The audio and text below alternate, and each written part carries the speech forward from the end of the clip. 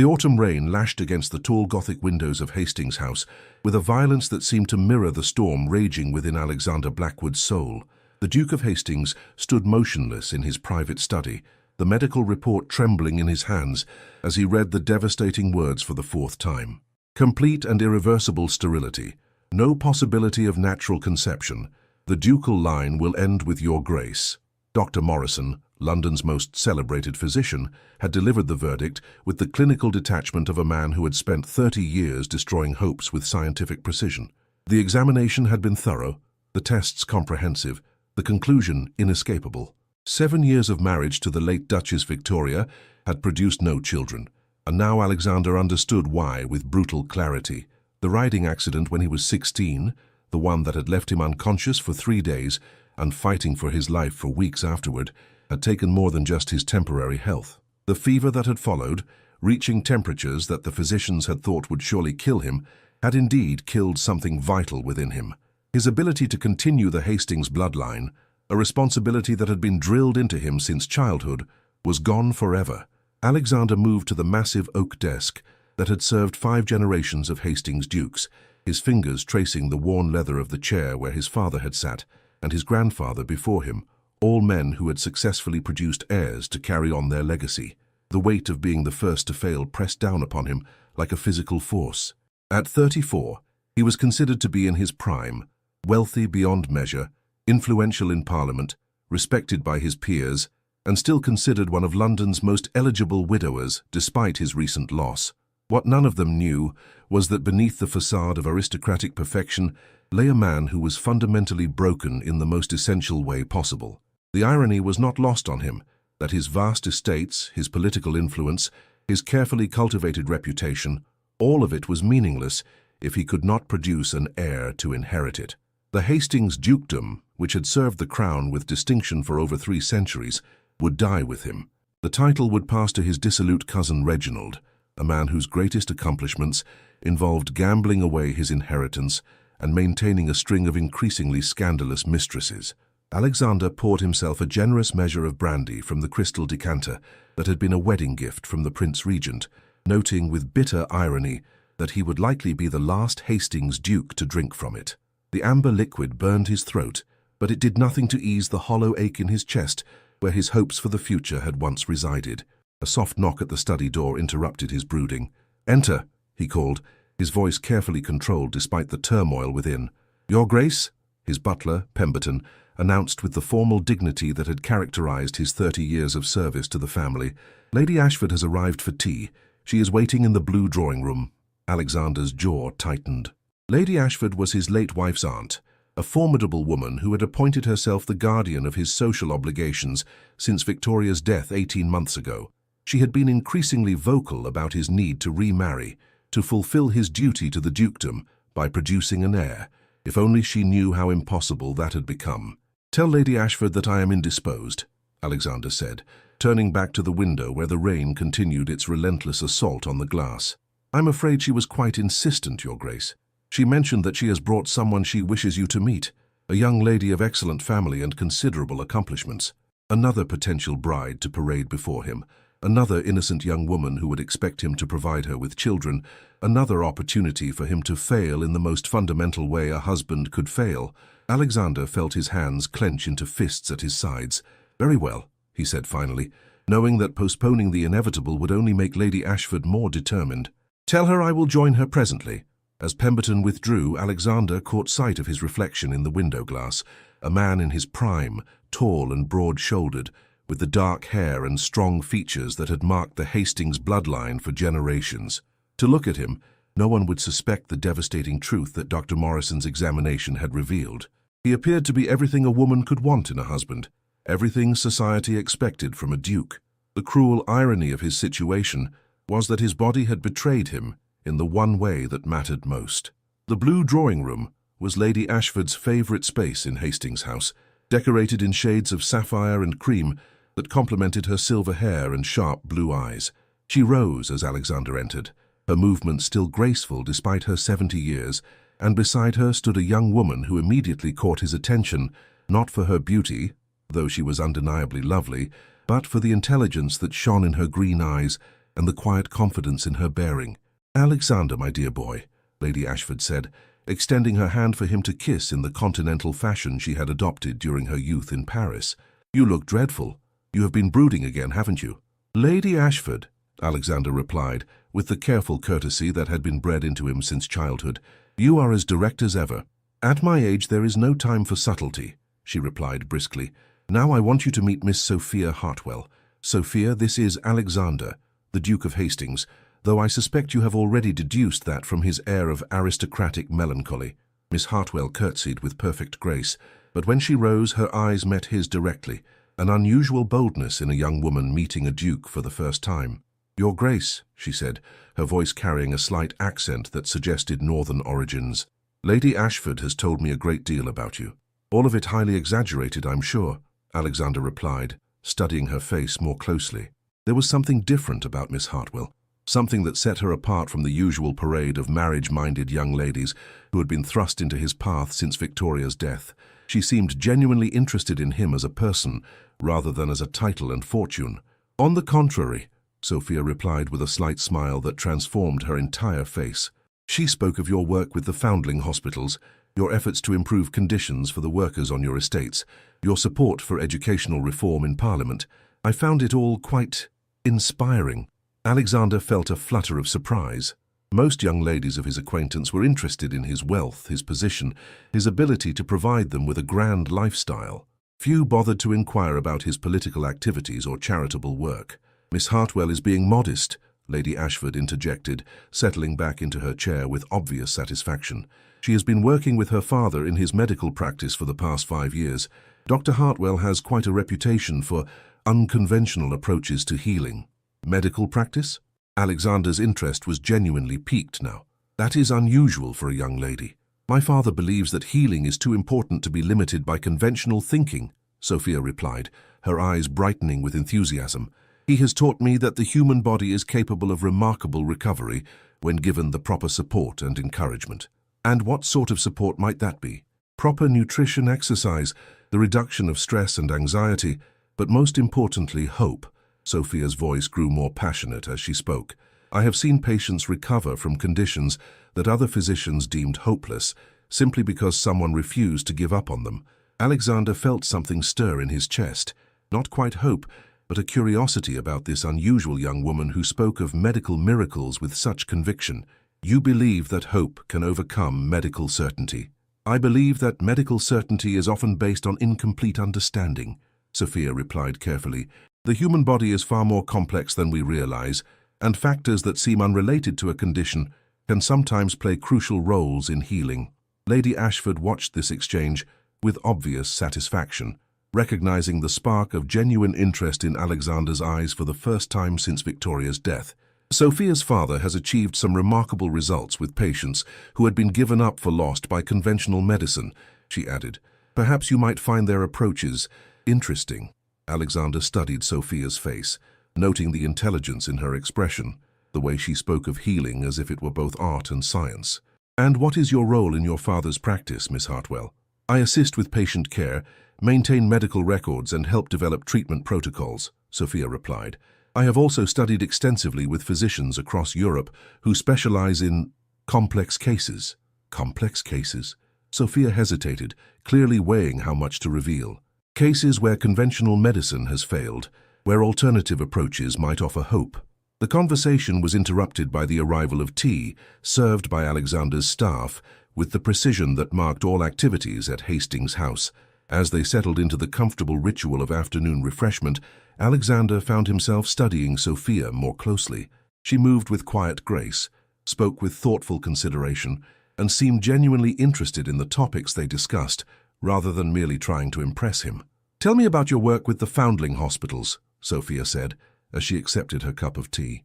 "Lady Ashford mentioned that you have been instrumental in improving their medical care." Alexander felt himself relaxing slightly as he discussed a subject close to his heart. "The children in those institutions often receive inadequate medical attention. I have been working to establish better facilities to ensure that they have access to proper physicians and medicines. And have you seen improvements in their health outcomes?" "Remarkable improvements," Alexander replied, warming to the topic. "When children receive proper care and attention, When they feel valued and supported, their capacity for recovery is extraordinary. Yes, exactly. Sophia's eyes lit up with shared understanding. Children are particularly responsive to what I call holistic healing, treatment that addresses not just physical symptoms, but emotional and psychological needs as well. Holistic healing, the understanding that mind, body, and spirit are interconnected, that healing one aspect often requires attention to all three. Sophia leaned forward slightly, her enthusiasm evident. I have seen children recover from serious illnesses simply because someone showed them genuine care and affection. Alexander found himself drawn into the conversation in a way he had not experienced in months. Sophia's passion for healing, her innovative approaches to medicine, her genuine concern for those who suffered, all of it spoke to something deep within him that had been dormant since receiving his devastating diagnosis. "Your father sounds like a remarkable physician," he said. "I would be interested to meet him sometime." "I'm sure he would be honored by your interest," Sophia replied. "He has often said that healing is most effective when it combines the best of traditional medicine with newer understandings of how the body works." Lady Ashford, who had been observing this exchange with growing satisfaction, chose that moment to interject. "Dr. Hartwell has had particular success with cases involving fertility issues," she said delicately. "He has helped several couples who had been told by other physicians that they could never have children." Alexander felt his blood run cold at the mention of fertility, but forced himself to maintain his composure. "Indeed, that must be very rewarding work." "It is," Sophia agreed, though she seemed to sense some tension in his response. "There is nothing more joyful than helping a couple achieve their dreams of parenthood, especially when they had given up hope. And what sort of treatments does your father employ for such difficulties?" Sophia glanced at Lady Ashford, who nodded encouragingly. "A combination of approaches, herbal remedies to improve overall health, dietary modifications, exercises designed to reduce stress and improve circulation, but most importantly, he addresses the emotional factors that can affect fertility." Emotional factors. Anxiety, despair, the kind of psychological stress that can actually interfere with the body's natural processes, Sophia explained. "When couples are told they cannot have children, the resulting depression and hopelessness can actually make conception even more unlikely." Alexander felt his heart racing as he listened to her words. Could it be possible that the despair he had felt since his diagnosis was actually contributing to his condition? Could there be treatments that Dr. Morrison had never considered? "For your grace," Lady Ashford said, noting his obvious interest, "perhaps you would like to visit Dr. Hartwell's practice. I'm sure he would be delighted to show you his work." I would find that very educational," Alexander managed, his mind racing with possibilities he had not dared to consider. "Wonderful!" Lady Ashford clapped her hands together with obvious delight. "Sophia, perhaps you could arrange for His Grace to visit your father's clinic. I'm sure he would find the work fascinating." As the afternoon wore on, Alexander found himself increasingly drawn to Sophia's intelligence, her compassion, her innovative approaches to healing. She spoke of medicine not as a rigid science, but as an art that required intuition, creativity, and above all, hope. When she described her father's successes with supposedly hopeless cases, Alexander felt something he had not experienced in months, a flicker of possibility that his own situation might not be as hopeless as he had been led to believe. When Lady Ashford and Sophia finally took their leave, Alexander found himself standing at his study window once again, but this time his mood was entirely different. Instead of the crushing despair that had consumed him since Dr. Morrison's diagnosis, he felt something that might have been hope stirring in his chest. Miss Sophia Hartwell was unlike any woman he had ever met. She possessed not only beauty and intelligence, but a deep understanding of healing that went far beyond conventional medicine. Her father's success with fertility cases suggested that there might be treatments, approaches, possibilities that Dr. Morrison had never considered. For the first time in months, Alexander began to believe that his future might hold more than just the slow decline into irrelevance that he had been contemplating. Perhaps there was hope after all. Perhaps the impossible was merely the improbable waiting for the right circumstances to become reality. As he prepared for bed that night, Alexander found himself thinking not about the end of his bloodline, but about the remarkable young woman who had spoken so passionately about the power of hope to overcome medical certainty. Tomorrow, he would visit Dr. Hartwell's practice. Tomorrow, he would begin to explore possibilities that he had never dared to consider. The Duke of Hastings had been told that he would never father children, but as he drifted off to sleep, he began to believe that some diagnoses were meant to be challenged, some impossibilities were meant to be overcome, and some miracles were simply waiting for the right person to believe in them. Dr. Hartwell's medical practice was located in a respectable but unfashionable part of London, housed in a converted Georgian townhouse that had been modified to accommodate both consultation rooms and a small laboratory where the physician conducted his research. Alexander arrived the following afternoon, his carriage drawing curious stares from the neighborhood residents who were unaccustomed to seeing such obvious wealth in their modest streets. The interior of the practice was unlike any medical facility Alexander had ever seen. Instead of the sterile, intimidating atmosphere that characterized most physicians' offices, Dr. Hartwell had created an environment that felt more like a comfortable home than a clinical setting. The walls were lined with books on medicine, botany, and natural philosophy, while large windows allowed natural light to flood the consultation rooms. "Your Grace," Dr. Hartwell said as he greeted Alexander in his private study, "what an honor to receive you. Sophia told me of your interest in our work here." Dr. Hartwell was a man in his 50s, with graying hair and kind eyes that suggested both intelligence and compassion.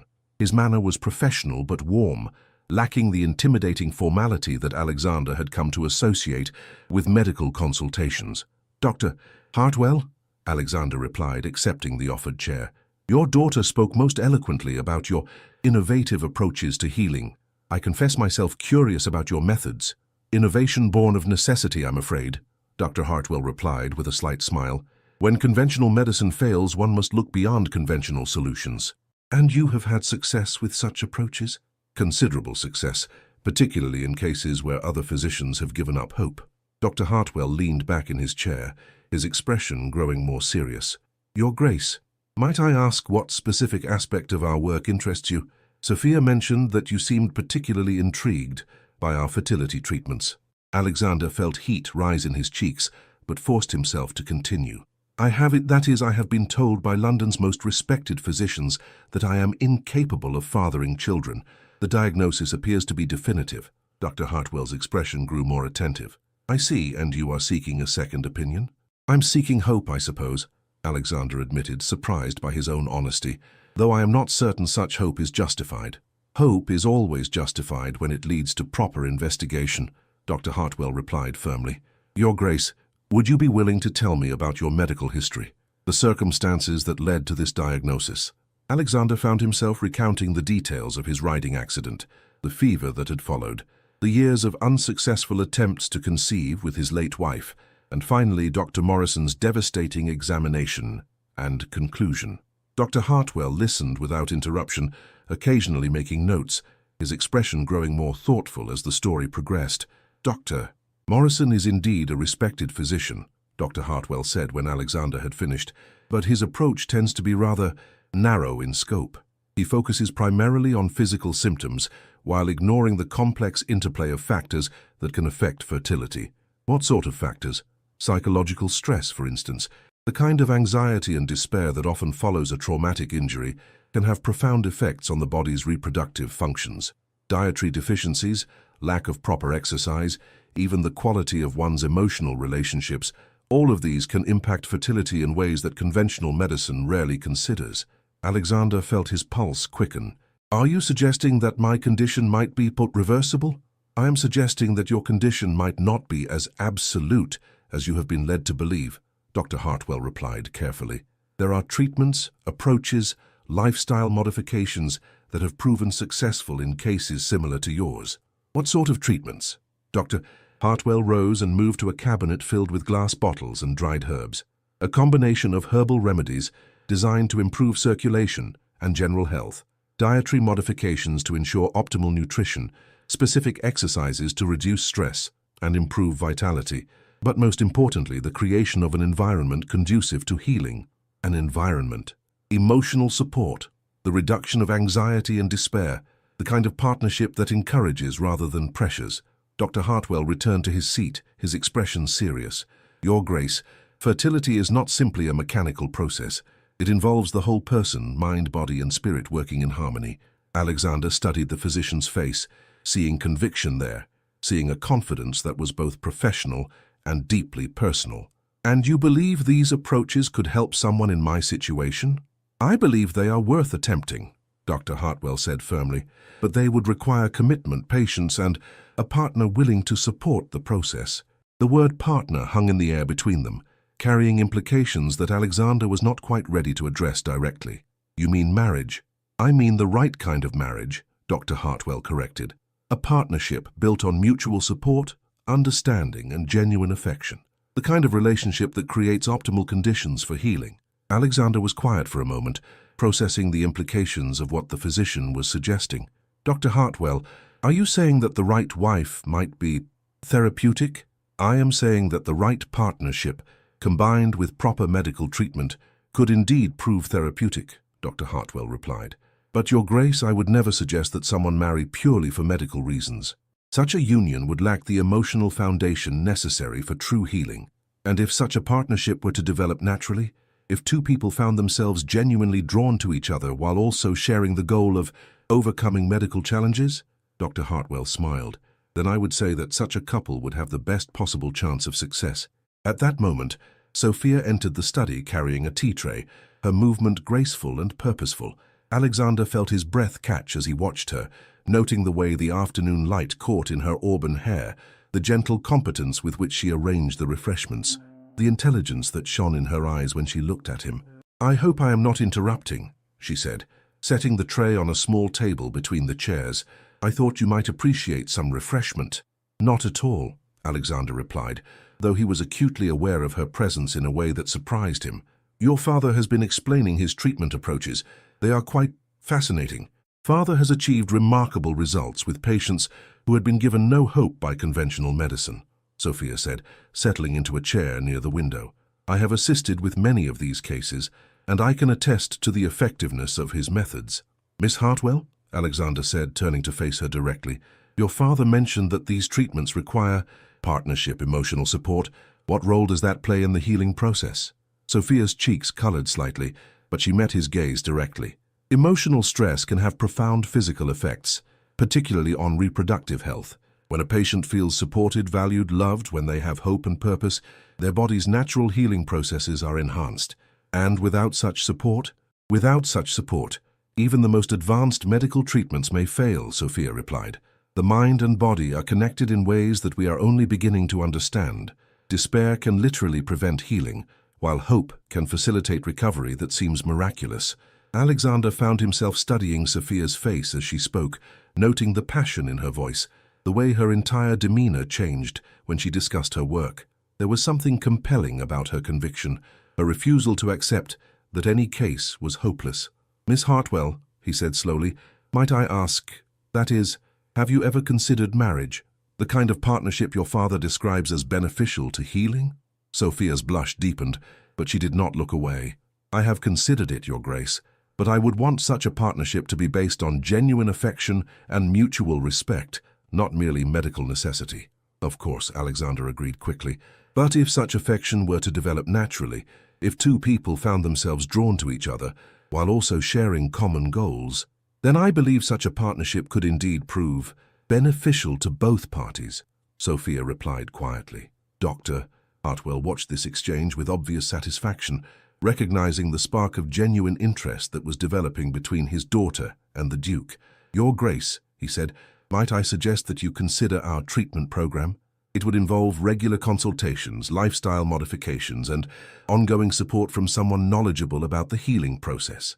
What sort of ongoing support? Daily monitoring of your health, assistance with dietary and exercise regimens, emotional encouragement during the treatment period. Dr. Hartwell glanced meaningfully at his daughter. Such support would be most effectively provided by someone who could observe your progress closely, someone who understood both the medical and emotional aspects of your situation. Alexander felt his heart racing as he began to understand what was being suggested. Are you proposing that Miss Hartwell serve as my medical attendant? I am proposing that Sophia work closely with you to implement the treatment program, Dr. Hartwell replied. Such close collaboration would require considerable time together, regular consultations, the development of mutual trust and understanding. And would Miss Hartwell be amenable to such an arrangement? Sophia looked between her father and Alexander, her expression thoughtful. I would be honored to assist with your treatment, Your Grace, though I must emphasize that such collaboration would need to be built on honesty, trust, and genuine commitment to the healing process. And if, during the course of such collaboration, other feelings were to develop, if professional partnership were to evolve into something more personal, then we would address such developments as they arose, Sophia replied, her voice steady despite the obvious implications of what they were discussing. But, Your Grace, I would want any personal relationship to be genuine, not merely a byproduct of medical necessity. Alexander rose from his chair, moving to the window where he could look out at the busy street while processing the magnitude of what was being offered. Sophia Hartwell was proposing to work closely with him, to provide the kind of support and encouragement that her father believed essential to healing. In the process, they would spend considerable time together, would develop the kind of intimate understanding that could indeed lead to deeper feelings. Miss Hartwell, he said, turning back to face her, I must ask you to consider carefully what you are offering. The treatment period could last months, perhaps longer. You would be committing considerable time and energy to a case that may ultimately prove unsuccessful. I would be committing myself to helping a good man overcome a challenge that has caused him great pain, Sophia replied firmly. That is not a burden, Your Grace, it is a privilege. And if society were to misinterpret our association, if people were to assume that our collaboration was motivated by factors other than medical necessity, then society would be revealing more about its own prejudices than about our character, Sophia said with quiet dignity. I have learned not to make important decisions based on the opinions of people who do not understand the situation. Alexander felt something shift in his chest as he looked at this remarkable young woman who was offering him hope when he had thought none existed. Sophia Hartwell was intelligent, compassionate, beautiful, and possessed of an inner strength that he found deeply attractive. If her father's treatments proved successful, if they were able to overcome his medical challenges, then perhaps... Very well, he said, his voice firm with decision. I accept your offer, Miss Hartwell. I place myself under your care, with the understanding that we will work together toward a goal that may prove impossible to achieve. Not impossible, Your Grace, Sophia corrected with a smile that transformed her entire face. Merely improbable. And I have considerable experience in making the improbable become reality. As Alexander prepared to leave Dr. Hartwell's practice, having arranged to begin treatments the following week, he felt a lightness in his chest that he had not experienced since receiving Dr. Morrison's devastating diagnosis. Sophia Hartwell had offered him more than just alternative medicine. She had offered him hope, partnership, and the possibility that his greatest failure might yet become his greatest triumph. The Duke of Hastings had been told that he would never father children. But as he looked back at the modest townhouse where Sophia stood watching his departure from the window, he began to believe that some diagnoses were meant to be challenged, some impossibilities were meant to be overcome, and some miracles were simply waiting for the right person to believe in them. For the first time in months, Alexander allowed himself to imagine a future that included not just duty and obligation, but love, partnership, and perhaps even the children he had thought forever beyond his reach. The treatment would be challenging, the outcome uncertain, but with Sophia Hartwell beside him, he was ready to fight for the impossible. The treatment program began in earnest the following Monday, with Sophia arriving at Hastings House each morning to oversee Alexander's new regimen. She had insisted on conducting the treatments at his residence rather than her father's practice, arguing that the familiar environment would be more conducive to the kind of emotional healing that was essential to their success. Alexander had been skeptical of this arrangement initially, concerned about the propriety of having an unmarried young woman spend so much time in his home. But Sophia had addressed his concerns with characteristic directness, pointing out that Lady Ashford would serve as an informal chaperone and that the medical nature of their association provided adequate justification for their collaboration. Your Grace, Sophia said as she reviewed his dietary requirements over breakfast on the first morning, I must emphasize that this program will require significant changes to your daily routine. The herbal preparations must be taken at specific times, the exercises performed regularly, and the dietary modifications followed precisely. Alexander studied the detailed schedule she had prepared, noting the complexity of the regimen she had designed. You have given this considerable thought. I have adapted the program specifically for your situation, Sophia replied, her manner professional but warm. Each element is designed to address different aspects of the healing process, physical, emotional, and spiritual. Spiritual? The belief that healing is possible, the hope that sustains us through difficult periods, the faith that our bodies can overcome seemingly insurmountable challenges. Sophia's eyes met his across the breakfast table. Without spiritual healing, physical treatments often fail. And you believe I possess such spiritual resources?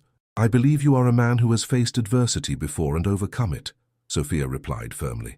The riding accident that you survived as a young man, the fever that nearly killed you, these experiences prove that your body is capable of remarkable recovery when given proper support.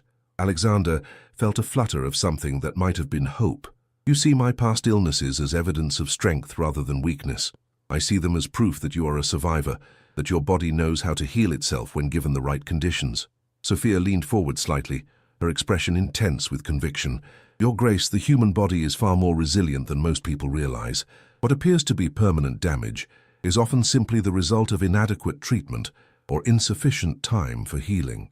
As the days passed, Alexander found himself looking forward to Sophia's morning visits with an anticipation that went beyond mere medical necessity. She brought with her an energy and optimism that seemed to fill the vast rooms of Hastings House with new life. Her presence transformed his daily routine from a series of lonely obligations into a collaborative effort toward a shared goal.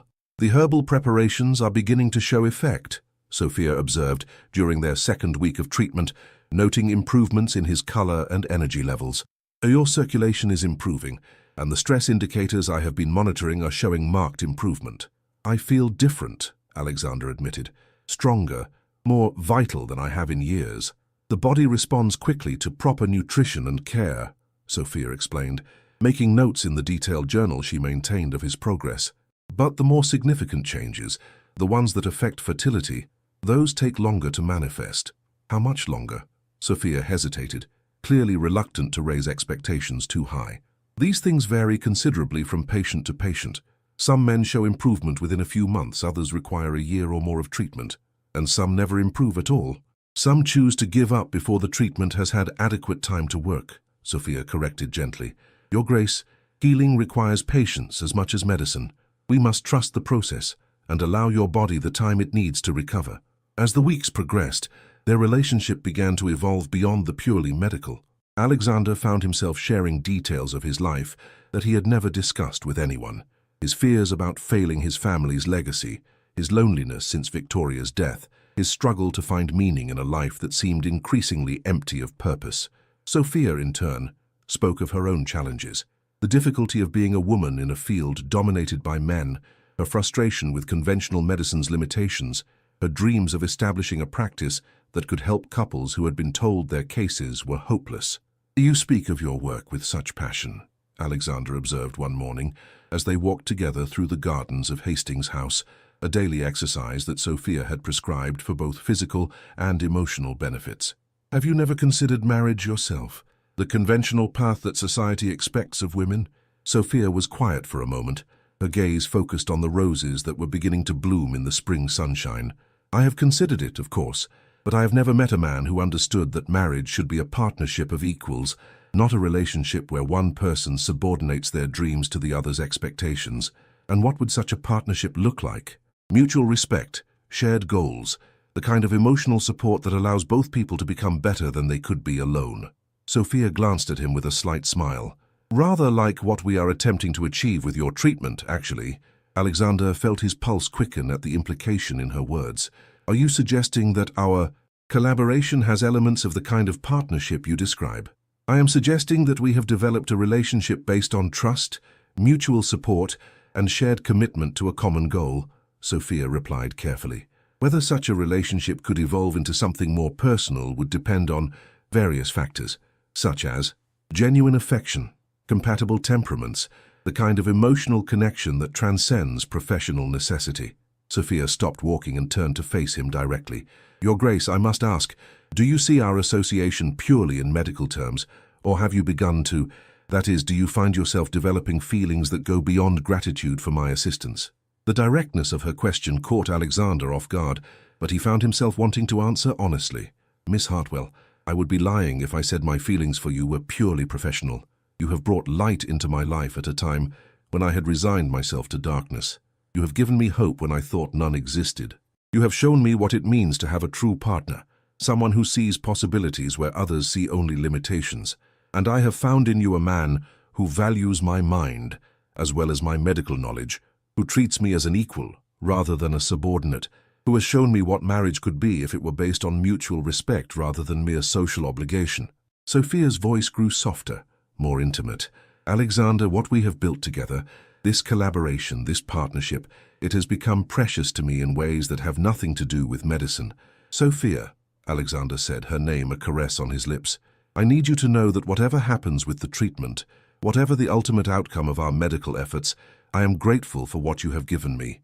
You have shown me what it means to hope again, to believe in possibilities I had thought forever lost.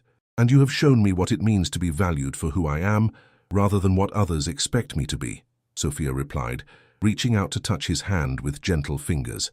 Alexander, She was interrupted by the approach of Lady Ashford, who had been observing their growing closeness with obvious satisfaction.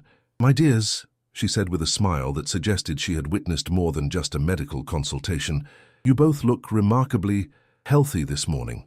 Alexander felt heat rise in his cheeks as he realized how intimate their conversation had become, how close they had been standing, how obvious their growing feelings must be to an observer as perceptive as Lady Ashford. Lady Ashford, he said, stepping back to a more appropriate distance from Sophia, we were just discussing the treatment protocol. Indeed? How fascinating that medical discussions should produce such animated expressions, Lady Ashford observed with obvious amusement. Sophia, my dear, you have quite transformed His Grace's appearance. He looks positively rejuvenated. The treatments are showing encouraging results, Sophia replied, her professional manner returning despite the blush that colored her cheeks. His Grace's general health has improved markedly. I can see that, Lady Ashford said meaningfully. And what of the specific goals of the treatment? Are there signs of progress in that area as well? Sophia hesitated, clearly uncomfortable discussing such intimate medical details in a social setting. It is still too early to determine the full effectiveness of the program. These things take time. Of course they do, Lady Ashford agreed, though I must say the emotional improvements are quite evident. Alexander, you seem more alive than you have since Victoria's death. Alexander felt the truth of her words resonate in his chest. He did feel more alive, more hopeful, more engaged with life than he had in months. But was it the medical treatment that had produced this change, or was it Sophia herself, her presence, her encouragement, her growing place in his heart? Miss Hartwell has been most encouraging, he said carefully. Indeed she has. And I suspect the encouragement has been mutual, Lady Ashford observed with a knowing look. My dears, I hope you realize that what you have built together, this partnership, this collaboration, it is quite remarkable to witness. Lady Ashford, Sophia said, her voice carrying a note of warning. We must be careful not to. That is, our association is primarily medical in nature. Is it indeed? Because from where I stand, it appears to be something far more significant than mere medical treatment. Lady Ashford's expression grew more serious. Sophia, my dear, you have given Alexander something that no physician has been able to provide. Hope, purpose, the belief that his future holds possibilities beyond mere duty and obligation. And Alexander has given me something equally valuable, Sophia replied quietly. The opportunity to practice medicine in partnership with someone who values my knowledge and trusts my judgment, who sees me as more than just a physician's daughter with unconventional ideas. Then perhaps, Lady Ashford suggested with obvious satisfaction, it is time to consider making this partnership permanent. Alexander felt his heart race at the suggestion, even as his mind catalogued all the reasons why such a union would be complicated. Lady Ashford, while I have the greatest respect and affection for Miss Hartwell, we must consider the practical aspects of such a decision. What practical aspects? The difference in our social positions, the potential scandal of a duke marrying a physician's daughter, the possibility that the treatment may ultimately prove unsuccessful. Alexander's voice grew more troubled as he spoke. If I cannot give Sophia children, if the medical goals of our partnership cannot be achieved, then I would be asking her to sacrifice her own chances for motherhood. And if the treatment is successful, Lady Ashford asked, if you are able to overcome the medical challenges that have prevented you from having children, then we would face different challenges, Alexander replied honestly. Society's acceptance of our union, the pressure of producing an heir, the question of whether our feelings are genuine or merely the result of shared medical goals. Sophia had been listening to this exchange with growing emotion, and now she spoke with quiet intensity. "Alexander, I need you to understand something. My feelings for you have nothing to do with the success or failure of your treatment. I have fallen in love with the man you are, your intelligence, your kindness, your determination to hope despite overwhelming odds. Whether or not we achieve our medical goals, whether or not you are able to father children, I would be honored to be your wife. And I have fallen in love with a woman who sees possibilities where others see only limitations, who refuses to accept that any situation is hopeless, who has shown me what it means to have a true partner in life." Alexander moved closer to Sophia, taking her hands in his. "But Sophia, I must ask, are you certain that you would be content with a marriage that might never produce children? Are you prepared to sacrifice your own dreams of motherhood for a union that may prove incomplete?" "I am prepared to build a life with the man I love, whatever form that life might take," Sophia replied firmly. "And Alexander, I have not given up hope that our treatment will be successful. I believe in the power of love to heal, in the body's capacity for recovery, in the possibility that what seems impossible is merely improbable." Lady Ashford watched this exchange with tears in her eyes, recognizing the depth of feeling between these two remarkable people who had found each other in the most unlikely circumstances. "My dears," she said softly, "I have never witnessed a more beautiful declaration of love. You have found in each other exactly what you both needed: partnership, understanding, and the kind of affection that transcends any obstacles society might place in your path." "Then you would support such a union?" Alexander asked, knowing that Lady Ashford's approval would be crucial to society's acceptance of their marriage. "I would celebrate it," Lady Ashford replied without hesitation. "Sophia, my dear, you have accomplished something that I thought impossible. You have restored Alexander's faith in the future, his belief in the possibility of happiness. That alone makes you worthy of any title, any position in society."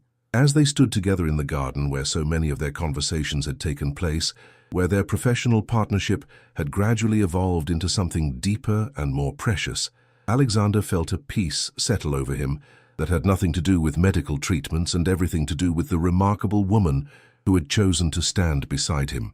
"Sophia," he said, his voice rough with emotion, "will you marry me? Not because of medical necessity or social expectation, but because I love you and cannot imagine my life without you." "Yes," Sophia whispered, tears streaming down her face. "Yes, Alexander, I will marry you. I will be your wife, your partner, your companion in whatever adventures the future may bring." When Alexander kissed her, there in the garden where their love had slowly bloomed, it was with all the passion and tenderness that had been building between them for months. And when Sophia responded with equal fervor, it was not as a physician treating a patient, but as a woman who had found her perfect match in the most unexpected circumstances. Their engagement would cause considerable comment in London society, but as they held each other in the spring sunshine, neither of them cared about anything beyond the love they had discovered and the future they would build together. The treatment had brought them together, but it was love that would sustain them through whatever challenges lay ahead. The Duke of Hastings had found more than just hope for an heir. He had found a woman who would stand beside him, regardless of what the future might hold, who loved him not for his title or his fortune, but for the man he was beneath all the external trappings of nobility. And perhaps, just perhaps, their love would prove strong enough to accomplish the impossible. Their engagement was announced in the Times 6 weeks later, creating exactly the sensation that Alexander had anticipated. London society buzzed with speculation about the Duke of Hastings' choice of bride, a physician's daughter with no fortune, no title, and no connections beyond her association with Lady Ashford. "The Duke of Hastings and Miss Sophia Hartwell announced their engagement with joy," the formal notice read. "The wedding will take place in the autumn at St. George's, Hanover Square." But what should have been a time of pure happiness was complicated by an unexpected challenge that threatened not just their personal joy, but Sophia's professional reputation and the future of her father's practice. Dr. Morrison, the physician who had originally diagnosed Alexander's sterility, had been following the Duke's apparent recovery with growing skepticism and professional jealousy.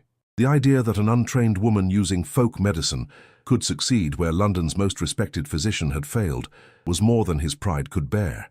"I must say, Your Grace," Dr. Morrison announced, during what was supposed to be a routine social encounter at White's Gentlemen's Club, "your engagement has caused quite a stir in medical circles." Alexander felt his jaw tighten at the physician's tone, which carried implications that made his blood run cold. "Indeed? In what way?" Well, one cannot help but wonder about the circumstances that led to your apparent recovery, Dr. Morrison continued with the clinical detachment that made his insinuations all the more insulting.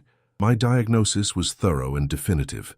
For such a dramatic improvement to occur suggests either a miraculous intervention or alternative explanations that must be considered. What sort of alternative explanations? Dr. Morrison's smile was cold and calculating. Your Grace, I have made discreet inquiries about Miss Hartwell's methods. What I have discovered raises serious questions about both her qualifications and her ethics. Alexander felt rage building in his chest, but forced himself to maintain his composure. I find your implications offensive, Doctor. I speak only from professional concern, Dr. Morrison replied smoothly. Miss Hartwell has been treating you for months, spending considerable time alone with you, developing what appears to be an intimate relationship. One might wonder whether her treatments involved procedures that go beyond conventional medicine. The accusation was clear, and Alexander felt his hands clench into fists as he realized what the man was suggesting. Doctor, Morrison was implying that Sophia had used sexual manipulation as part of her treatment, that their engagement was the result of improper conduct rather than genuine affection. Dr. Morrison, Alexander said, his voice deadly quiet, you will retract those implications immediately, or you will answer to me personally. I make no accusations, Your Grace. I merely observe that Miss Hartwell's methods appear to be unconventional and that her success rate with male patients is remarkably high. One might question whether her treatments address medical conditions or other needs entirely. Before Alexander could respond to this outrageous suggestion, they were interrupted by the arrival of Lord Pemberton, whose expression suggested he had overheard enough of the conversation to understand its nature. Morrison, Lord Pemberton said with obvious distaste, I believe you have overstepped the bounds of professional discourse into the realm of personal insult. I speak only from concern for His Grace's welfare, Dr. Morrison replied, though his tone lacked conviction. If Miss Hartwell has used improper methods to achieve her results, if she has taken advantage of His Grace's vulnerable state, then you would be accusing a respectable young woman of conduct that would destroy her reputation and her family's practice, Lord Pemberton said firmly. I hope you have substantial evidence to support such serious allegations. Dr. Morrison's confidence faltered slightly. I have observations, concerns about the nature of her treatments and the circumstances of their engagement. Observations are not evidence, Alexander said coldly, and concerns are not facts, Doctor. Morrison, unless you can provide proof of improper conduct, I suggest you keep your suspicions to yourself. Very well, Your Grace, but I feel compelled to warn you that others in the medical community share my concerns. There are those who believe that Miss Hartwell's methods warrant investigation by the Royal College of Physicians. The threat was clear. If Dr. Morrison could convince his colleagues to investigate Sophia's treatments, if he could raise enough questions about her methods and ethics, he could destroy both her reputation and her father's practice. The scandal would make their marriage impossible and leave Sophia facing accusations that could ruin her life. After Dr. Morrison's departure, Alexander and Lord Pemberton sat in the club's library, both troubled by the implications of what they had heard. He means to destroy her, Alexander said grimly. Morrison cannot accept that his diagnosis was wrong, that a woman succeeded where he failed. He would rather ruin Sophia's reputation than admit his own limitations. What evidence could he possibly have? Lord Pemberton asked. Surely Miss Hartwell's conduct has been above reproach. Absolutely above reproach, Alexander replied without hesitation. But Morrison doesn't need evidence of actual impropriety. He only needs to raise enough questions to create doubt. In a case involving intimate medical treatment, suspicion can be as damaging as proof. And what will you do? Alexander was quiet for a moment, his mind racing through their options. I will protect Sophia whatever the cost. If Morrison wants to investigate her methods, he will find himself facing counter-accusations about his own failures. If he wants to question her ethics, he will discover that his own conduct is not beyond scrutiny. You would attack Morrison's reputation to defend Miss Hartwell's? I would do anything necessary to protect the woman I love, Alexander replied firmly. Morrison has made this personal, and he will discover that the Duke of Hastings protects his own. When Alexander returned to Hastings House that evening, he found Sophia waiting for him in his study, her face pale with distress and a letter clutched in her trembling hands. Alexander, she said as he entered, we have a problem, a serious one. I know, Alexander replied, moving to take her in his arms. "I encountered Dr. Morrison at the club today. He made his intentions quite clear." "Then you know about the investigation?" Sophia's voice was barely a whisper. "What investigation?" Sophia handed him the letter with shaking fingers. "From the Royal College of Physicians. They are opening a formal inquiry into my father's practice, specifically regarding our treatment methods and the nature of our relationship." Alexander read the official document with growing anger. The investigation would examine Dr. Hartwell's unconventional treatments, Sophia's qualifications to provide medical care, and the circumstances surrounding Alexander's apparent recovery. Most damaging of all, it would scrutinize the relationship between physician and patient, looking for evidence of improper conduct. "They are questioning everything," Sophia said, tears streaming down her face. "My training, my methods, my ethics. They are suggesting that I compromised myself to achieve results that proper medicine could not accomplish. Sophia, you know that these accusations are baseless. Your conduct has been exemplary, your methods sound, your results genuine. But can we prove that?" Sophia asked desperately. "Can we demonstrate to a panel of skeptical physicians that love and hope and proper nutrition can accomplish what they believe requires surgical intervention or divine miracle?" Alexander was quiet for a moment, understanding the magnitude of the challenge they faced.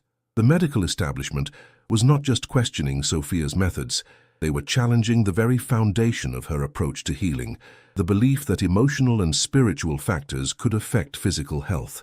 "Sophia," he said finally, "there is something I need to tell you, something that might change how you feel about our engagement, about the risks you are taking by associating with me."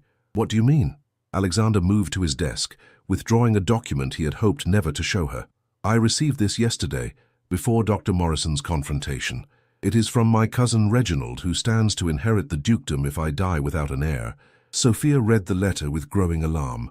Reginald was threatening to challenge Alexander's marriage if it proceeded, claiming that the Duke was not of sound mind, that he had been manipulated by an unscrupulous woman who had taken advantage of his vulnerable state. "He is suggesting that you have somehow bewitched me," Alexander explained, "that your treatments involved improper influence, that our engagement is the result of manipulation, rather than genuine affection.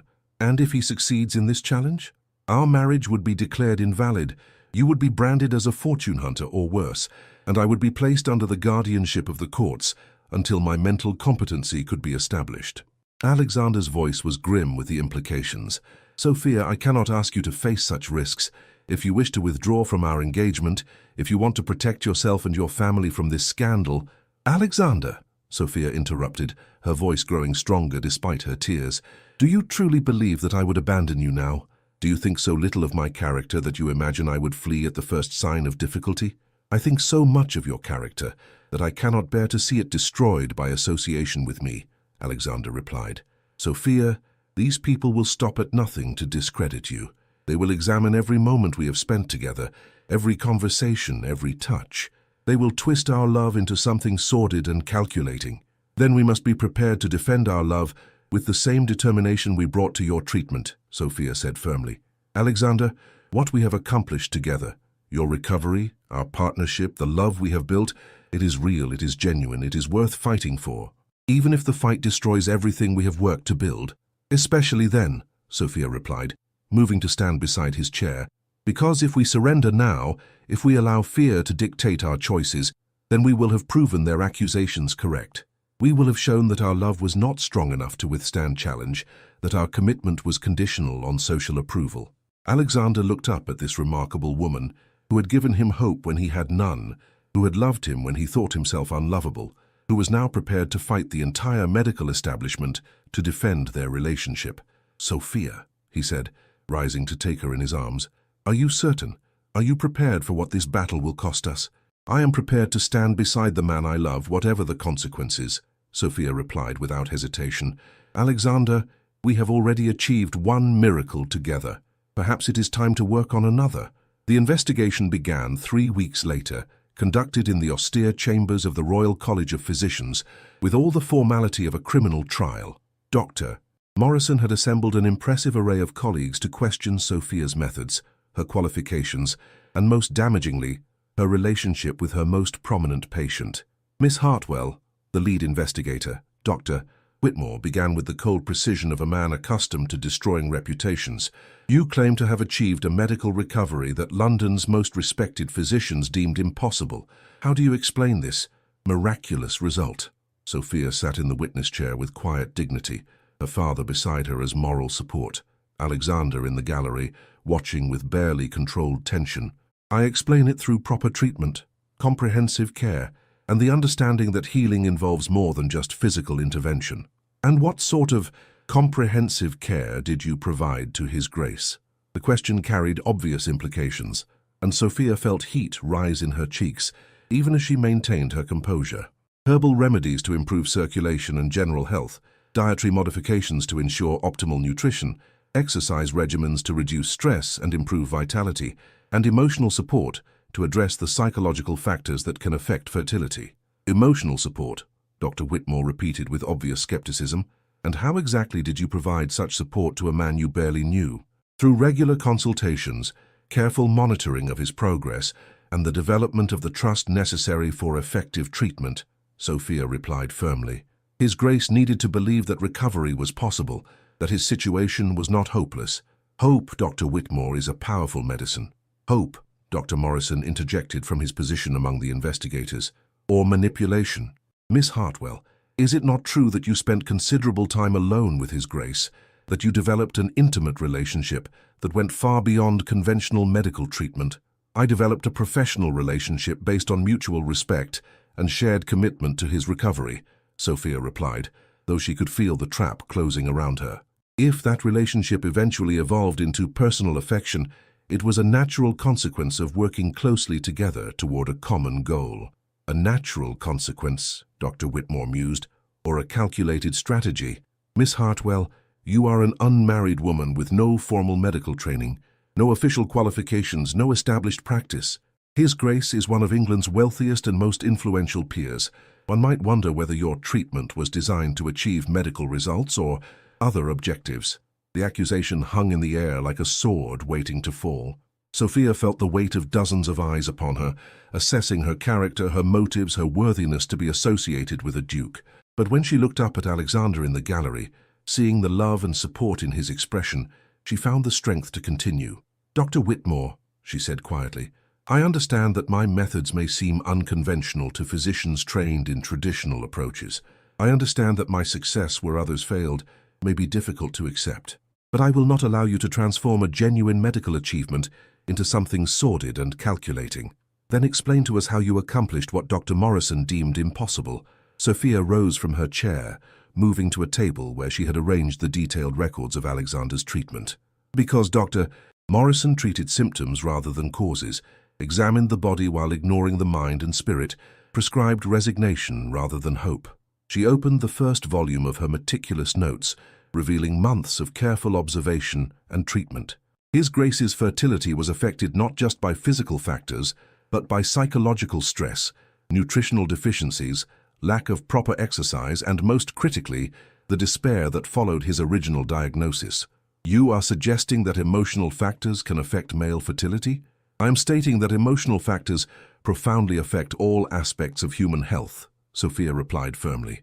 "When a man is told he is fundamentally broken, when he loses hope for the future, when he resigns himself to failure, his body responds to that psychological state. Healing requires addressing all aspects of the person, not just isolated physical symptoms." Dr. Morrison stood, his face flushed with anger and professional embarrassment. "Miss Hartwell, you are asking us to believe that hope and herbal remedies accomplished what proper medical science could not. Such claims require extraordinary evidence." "The evidence," came a new voice from the gallery, "is sitting right here." All heads turned as Alexander rose from his seat, his presence immediately commanding the attention of everyone in the chamber. "Gentlemen, you are investigating the woman who gave me back my life, who restored my faith in the future, who accomplished what your conventional medicine declared impossible." "Your Grace," Dr. Whitmore said nervously, "while we appreciate your gratitude to Miss Hartwell, this investigation must be based on medical evidence rather than personal sentiment." "Then let me provide you with medical evidence," Alexander replied, moving to stand beside Sophia. 6 months ago, I was a man resigned to ending his family line, convinced by your colleague Dr. Morrison that I would never father children. Today, I stand before you as living proof that his diagnosis was incomplete. Your Grace, we are not questioning your recovery, merely the methods by which it was achieved. The methods, Alexander said coldly, involved treating me as a whole person rather than a collection of symptoms. Miss Hartwell succeeded because she refused to accept that any case was hopeless, because she understood that healing requires more than just medical intervention. And the nature of your relationship with Miss Hartwell? Surely you can see how such intimate collaboration might raise questions about professional boundaries. Alexander's expression grew dangerous. Dr. Whitmore, are you suggesting that my fiancée is anything other than a woman of impeccable character and extraordinary skill? We are suggesting that the circumstances of your engagement, following so closely upon your medical treatment, raise questions that must be addressed. Then let me address them, Alexander said firmly. I fell in love with Sophia Hartwell because she is intelligent, compassionate, and possessed of a healing gift that your conventional medicine lacks. I am marrying her not out of gratitude for medical treatment, but because she is the finest woman I have ever known. Before the investigators could respond, the chamber doors opened to admit an unexpected visitor. Lady Ashford entered with the regal bearing of a woman accustomed to commanding respect, followed by a small group of individuals whose presence immediately changed the atmosphere in the room. Gentlemen, Lady Ashford announced, I believe you are conducting this investigation without all the relevant evidence. Lady Ashford, Dr. Whitmore said nervously, this is a closed medical inquiry, which concerns the reputation of a young woman under my protection. Lady Ashford interrupted smoothly. I have brought witnesses who can speak to Miss Hartwell's character and methods. The witnesses she had assembled were impressive. 3 couples who had been treated successfully by Dr. Hartwell and Sophia after being told by other physicians that they could never have children. A respected midwife who could attest to Sophia's medical knowledge, and most surprisingly, Dr. Elizabeth Garrett Anderson, one of the few women licensed to practice medicine in England. Dr. Anderson, Lady Ashford said, perhaps you could explain to these gentlemen why Miss Hartwell's methods represent advancement rather than quackery. Dr. Anderson stepped forward with the confidence of a woman who had fought her own battles against medical prejudice. Gentlemen, I have reviewed Miss Hartwell's treatment protocols and patient records. Her approach represents exactly the kind of comprehensive care that modern medicine should embrace. Treatment that addresses psychological and emotional factors alongside physical symptoms. But her lack of formal training, Dr. Morrison began, is irrelevant compared to her results, Dr. Anderson interrupted. Miss Hartwell has achieved success rates that exceed those of conventionally trained physicians. Her methods are sound, her ethics impeccable, and her results speak for themselves. One by one, the couples Lady Ashford had brought testified to Sophia's skill and character. They spoke of her compassion, her dedication, her refusal to give up hope even in the most challenging cases. Most importantly, they provided living proof that her methods worked. Healthy children who existed, because Sophia had refused to accept that their conception was impossible. As the testimony continued, the investigators' confidence began to waver. What had seemed like a clear case of professional misconduct was revealing itself to be something far more complex, a challenge to conventional medical thinking that they were not prepared to address. Miss Hartwell, Dr. Whitmore said finally, in light of this additional evidence, we are prepared to conclude this investigation with a formal censure for practicing without proper credentials, but no finding of professional misconduct. That is unacceptable, Alexander said before Sophia could respond. Miss Hartwell has committed no crime other than succeeding where you failed. If anyone should be censured, it is the physicians who condemned patients to hopelessness rather than exploring alternative treatments. Your Grace, we cannot simply ignore the question of proper medical training. Then provide her with proper medical training, Lady Ashford suggested smoothly. Offer Miss Hartwell the opportunity to formalize her education, to study with the finest physicians in Europe, to develop her methods within the framework of established medicine. Dr. Anderson nodded approvingly. An excellent suggestion. Miss Hartwell's intuitive understanding of healing, combined with formal medical education, could revolutionize our approach to fertility treatment. The investigators looked at each other uncertainly, recognizing that they had been outmaneuvered by forces more powerful than their professional prejudices. To condemn Sophia now would be to challenge not just her methods, but the testimony of respected witnesses and the support of influential patrons. Very well, Dr. Whitmore said finally. This investigation is concluded with no finding of misconduct. Miss Hartwell, you are free to continue your practice, though we strongly encourage you to pursue formal medical training. As the chamber emptied and the investigators departed in defeat, Alexander took Sophia in his arms, holding her close as the tension of the past weeks finally began to dissipate. "It's over," he whispered against her hair. "They cannot touch us now." "No," Sophia replied, her voice strong despite her tears of relief. "It's just beginning. We have proven that love can overcome any obstacle, that hope is stronger than prejudice, that some miracles are simply waiting for the right people to believe in them." 6 months later, they were married in a ceremony that celebrated not just their love, but their triumph over those who had tried to destroy them. The church was filled with patients whose lives had been changed by Sophia's care, physicians who had come to respect her methods, and society figures who had chosen to support love over convention. But the greatest miracle was yet to come. As they stood at the altar exchanging vows, Sophia carried within her the proof of everything they had fought to defend, the child that would be born 7 months later, followed by his twin sister just minutes afterward. The Duke of Hastings had been told it was impossible to have an heir. But love had made him the father of twins, and in doing so had proven that the greatest healing came not from medicine, but from hope, that the most profound miracles were achieved not through science but through faith, and that the impossible was simply another word for the wonderful things that happened when two people refused to give up on each other. Their love story became legend in London society, repeated in drawing rooms and medical colleges as proof that some diagnoses were meant to be challenged, some impossibilities were meant to be overcome, and some miracles were simply waiting for someone brave enough to believe in them. The sterile Duke of Hastings had found more than just an heir. He had found a love that transformed not just his life, but the very understanding of what healing could accomplish when guided by hope, supported by partnership, and blessed by the kind of love that refused to accept limitations. If this tale of medical miracles, unwavering hope and love that defied all odds touched your heart, please give this video a like and subscribe to our channel for more inspiring historical romances. Share your thoughts in the comments below. Would you have believed in the impossible? Could you have maintained hope when all medical evidence suggested otherwise? Your engagement helps us bring you more stories, where love conquers all obstacles and proves that miracles are simply possibilities waiting for the right circumstances. Thank you for joining us in the halls of Hastings House, and until our next romantic tale unfolds, remember that sometimes the most beautiful things in life come to those who refuse to accept that anything is truly impossible.